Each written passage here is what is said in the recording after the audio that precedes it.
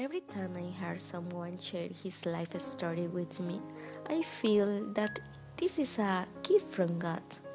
Yes, a gift from God. Why a gift?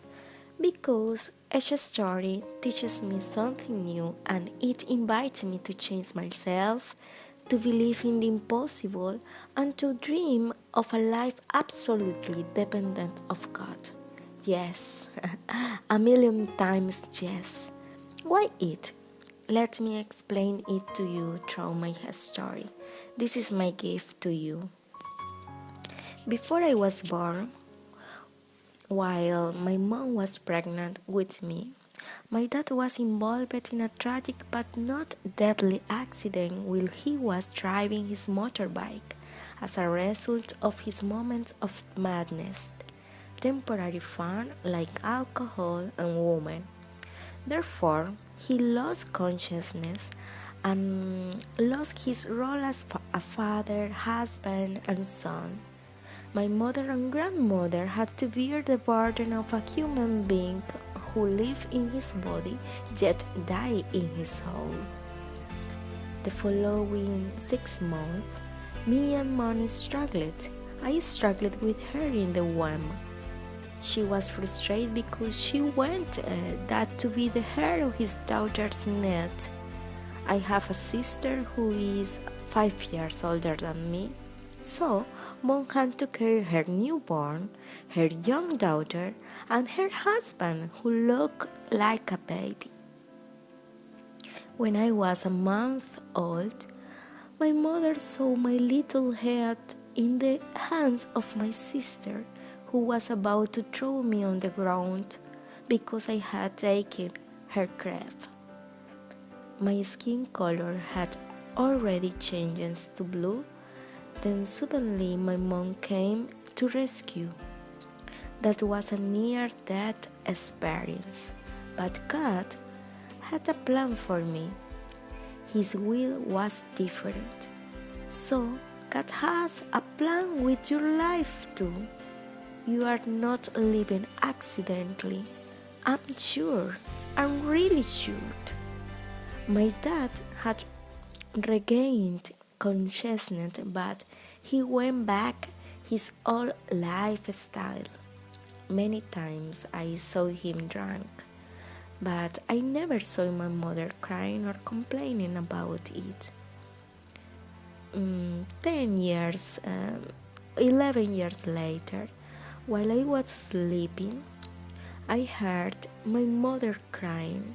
This was not normal, so I knew something was wrong. Something strange was happening in her room. After some thought, I decided to approach the room door. That is when I realized my dad was beating her. He was out of his head, drunk. That is when I let all my emotions out and started to cry. I begged my father to stop. I grabbed his leg and suddenly I found myself away from him and a little bit sorry. My sister was in the same battle. She confronted him face to face.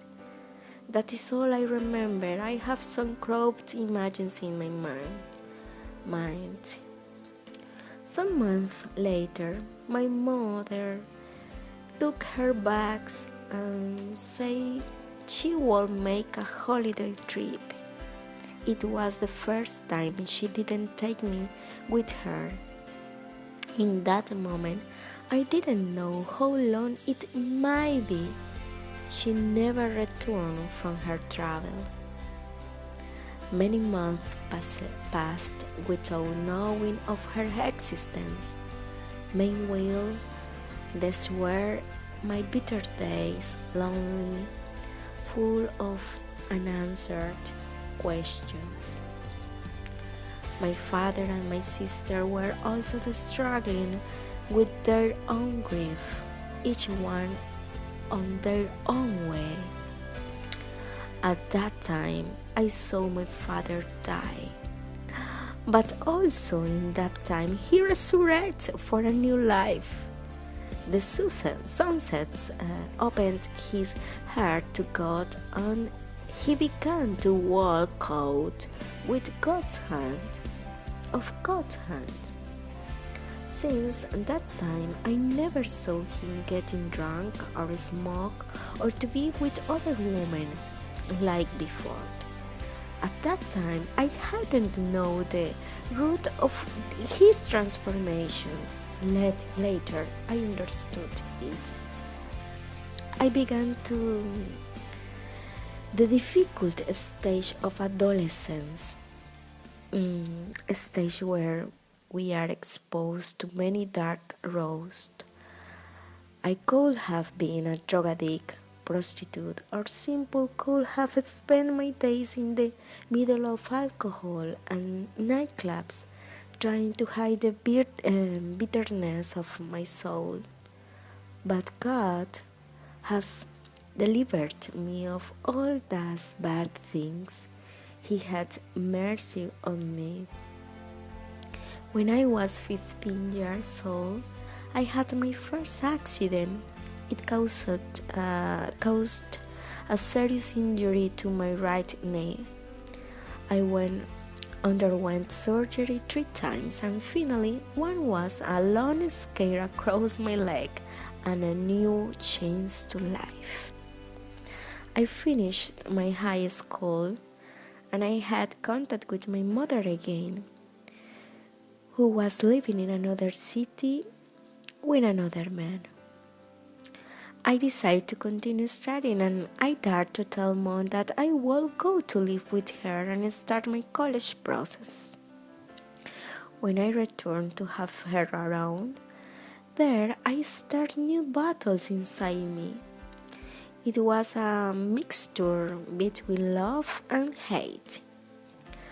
At that time, I was aware of all the pain I had in my soul. More trying to forgive and forget her neglect, I didn't make it. Maybe because I didn't know what it meant forgiveness, perhaps because I didn't know the author of the word. Maybe because I was looked in to see my reality and aware her reality, her heart reality too. At that time, I knew that Christ had gone to the cross for the salvation of humanity. But I was far from understanding the truth. Looked more like a fictional love story or a fairy tale that someone told me in my childhood. No more. The magnitude of this truth I came to know when one aunt invited me to a Christian church where they thought in deep what was written in the Bible. I had never seen the Bible as the book of truth, where what was written yesterday is still alive today. There I met the author of love, God, the example of forgiveness, Christ, and the comfort that my soul needed to walk, the Holy Spirit. 3 different people who are finally the same person. Now we have the God's power who help us in the midst of the battles that wage by our own ego constantly. His power.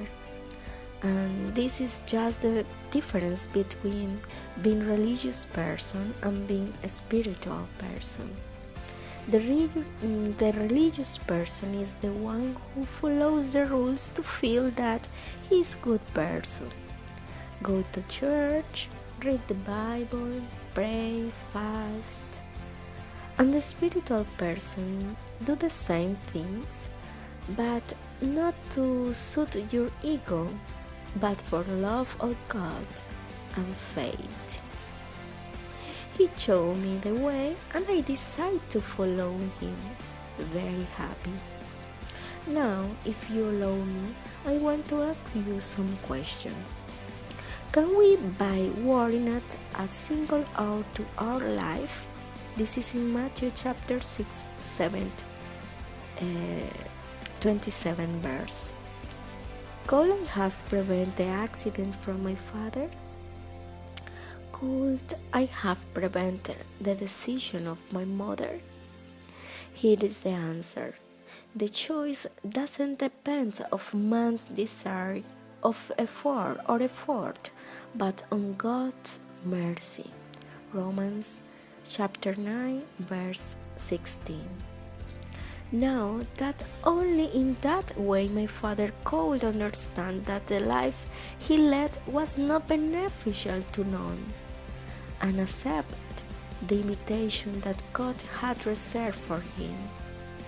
I can also say that thanks to such events in my life, I have now a great father, a great mother, and a great sister.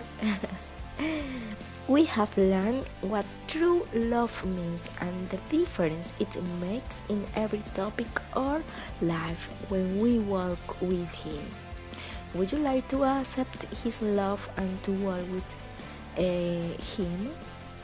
God wants to walk with you every second and help you in your struggles as He had helped me. He doesn't want to be a moment for you, simple, because He is your eternity. I love you. God save you.